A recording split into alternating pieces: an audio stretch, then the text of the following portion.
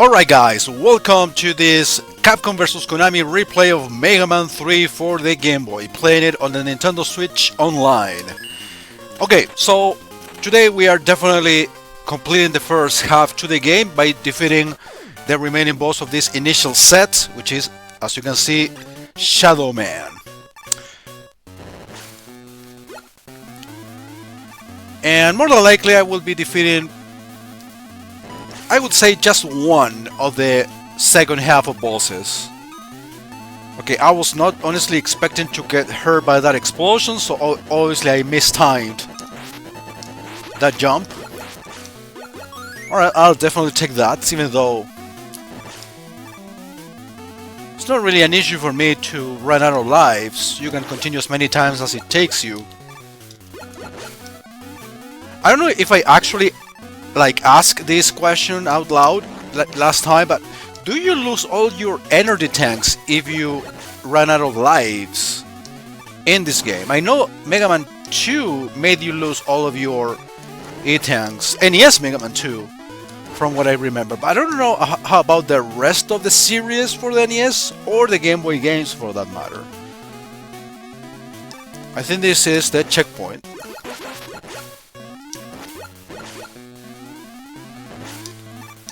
Yeah, definitely want that. Yeah, here we have the parachuters, rather, because it is with a CH, not with an SH. Pronunciation lessons with a Chilean retro gamer, a person who doesn't know how to pronounce by himself,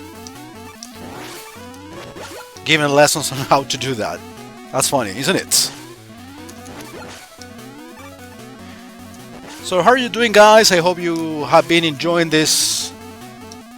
all of the videos that I've been putting out lately. At first it would be a little bit confusing to know about, the new series that I'm featuring, how often I'm going to feature them, how many videos a week. Okay, that was a quick stage. Alright, that was really stupid on me. So Gemini obviously is not the original weakness to this upcoming boss. Actually, Gemini Laser is useful against Needleman originally.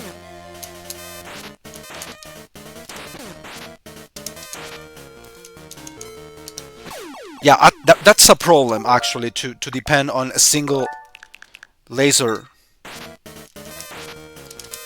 to get anything done. So you are not allowed to basically fail any shot right into the enemy's body if possible. I can take a death, like I said. I have beaten this game numerous times legitimately, but honestly, since we have this awesome version, this awesome save/rewind tool, fucking use them, right? Okay, Dr. Wily. As it usually happens in these Game Boy games, basically the entire second half until the end of the series, until the end of each game, takes place in Wily's Fortress, or Wily's Castle.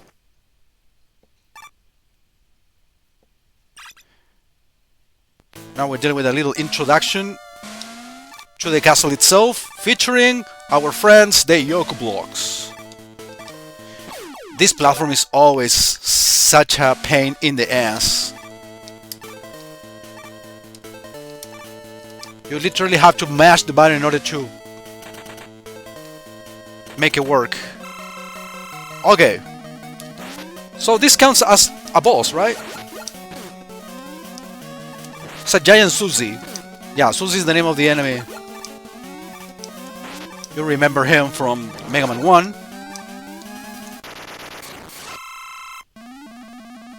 I would call it a mini boss, right? No, actually it's the boss to the level.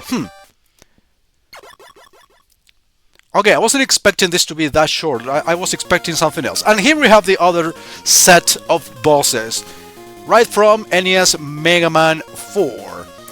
Honestly, I don't remember if, from all the weapons I have right now, which one could be useful against any of these guys.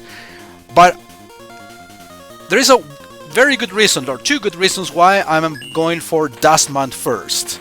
First, because Dustman is actually very easy to defeat with a Mega Buster. As I told you last time, somehow, probably because of the system limitations and all that, or sprite limitations, well, because of the system, there is more slowdown in general in this game, and that also applies to boss battles, I have noticed. So that being the case, Dustman's battle in the original NES was not hard. Honestly, on the Game Boy I find it much easier, from what I recall.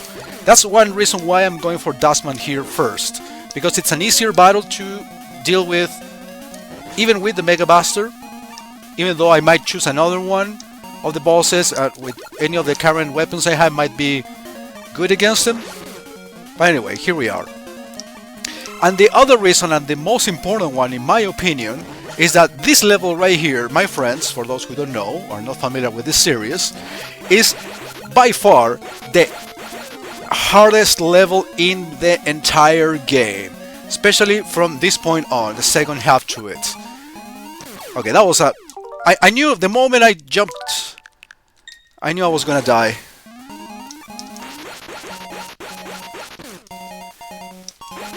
There are a couple of very annoying... No, I haven't reached the checkpoint yet.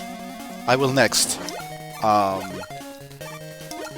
There is a section in which I remember dying a shit ton of times. I lost plenty of continues when playing this back in the day. So that's why I want to get rid of this level as soon as I can. It's like the hardest by far of the entire game. Okay. Apparently I cannot talk and play at the same time. I cannot concentrate. Anyway, here we are. And now comes the checkpoint right here. Now I remember you have to destroy these blocks. Another reason why this level can get so annoying is not just because of those very tight jumps that you have to deal with later, but also because every time you have to retry after dying in such place, you have to redo this entire part, destroying blocks in order to basically make some progress. So it makes you waste time that you don't want to waste. I mean,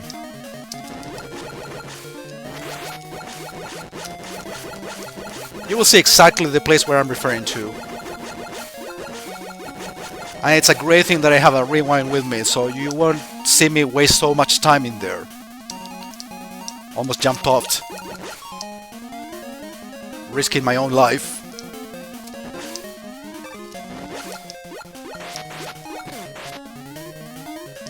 See, the slowdown is really crazy here.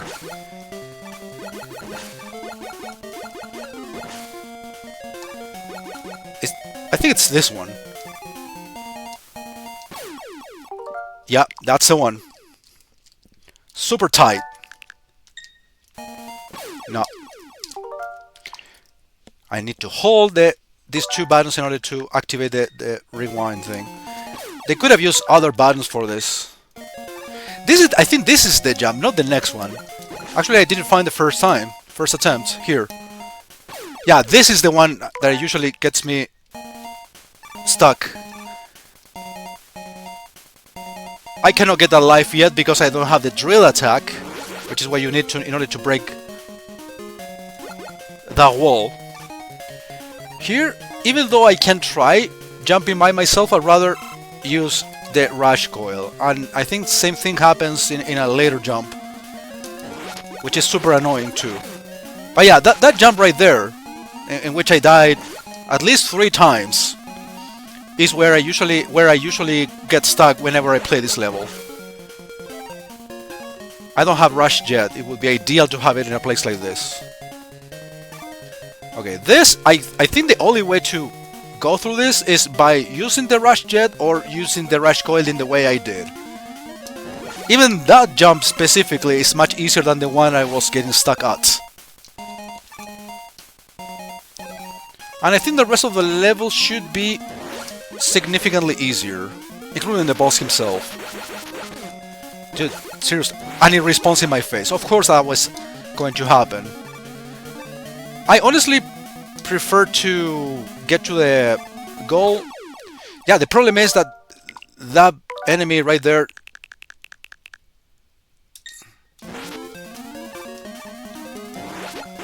He will respawn anyway, so...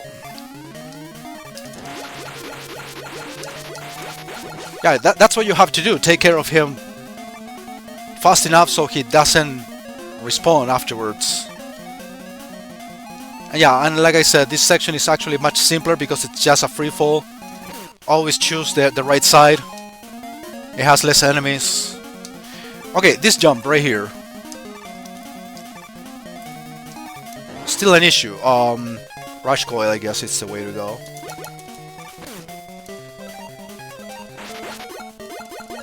And I think I reached the end to this. Yes, I did. Okay. Done. I don't know if you guys agree, but this is definitely like the toughest stage in the game.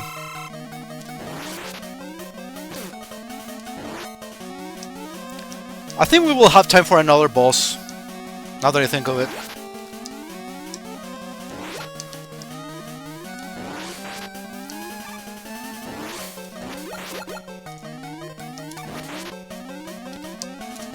See, I mean, even though the arena for the battle is smaller than the original battle, the boss moves slower. He does move slow. So that's why I didn't have so much difficulty against him. Yeah, I might end the video here, but I do want to do at least one more boss to complete at least the 15-minute mark. And next boss actually will be an accurate weakness to the NES Mega Man 4 Rush Jet. Well, you get Rush Jet here, so you have to do that tight jump with the spikes using Rush Coil. It's kind of way too complicated for what it is, but anyway. So yeah, like I said, the weakness here is accurate. You use the dust shot against Skullman. One of the favorite music from Mega Man 4. Perfectly translated here into the Game Boy version.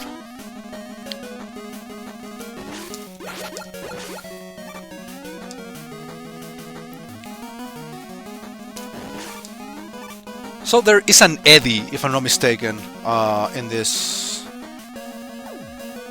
particular stage. I know I'm ruining the experience of listening to the music by my commentary, so go to YouTube and search for Mega Man 4 Game Boy OST, original soundtrack. So you can listen to this great music without having to listen to some Chilean motherfucker. Okay, am I in a rush? I shouldn't be. None of you guys drop any health? Seriously? I think this is where Eddie comes up. Honestly, if you give me some regular health, I will be fine. Of course, you give me the one item that I don't need ever. Let's see. Seriously, give me something good. How many E-tanks do I have, by the way? 2 out of the 4 that I can't carry. Alright, I'll take this one. For sure.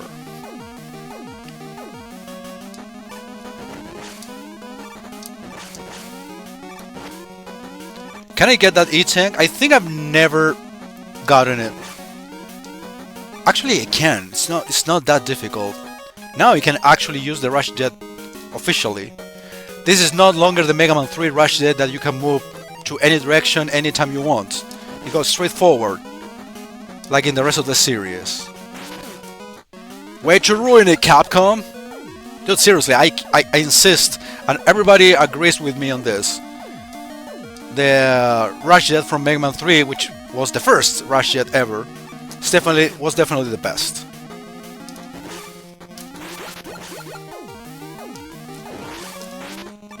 Nobody can say otherwise. If not, I mean, if you disagree, obviously you have a wrong opinion. Surprise enemy. Now I need health. A lot of it. I can use an E-tank. I recently got one. Drill, I don't have it yet. I think that will be the last boss I'm gonna defeat in this.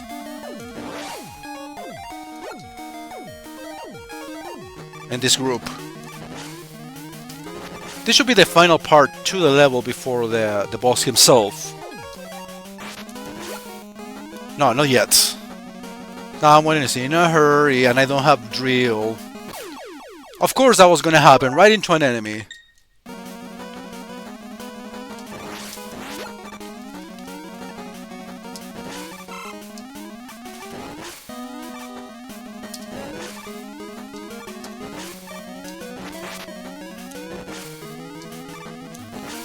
Oh my god, okay. Let's talk about good pickups, good item drops. Still a good one. Okay. Actually, there will be no need of killing myself to restart the battle with full health.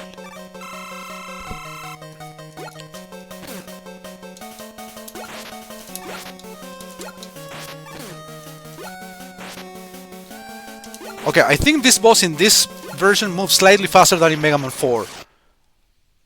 And the arena is smaller too. But because of that reason precisely, it's easier actually to land hits with the weak weapon.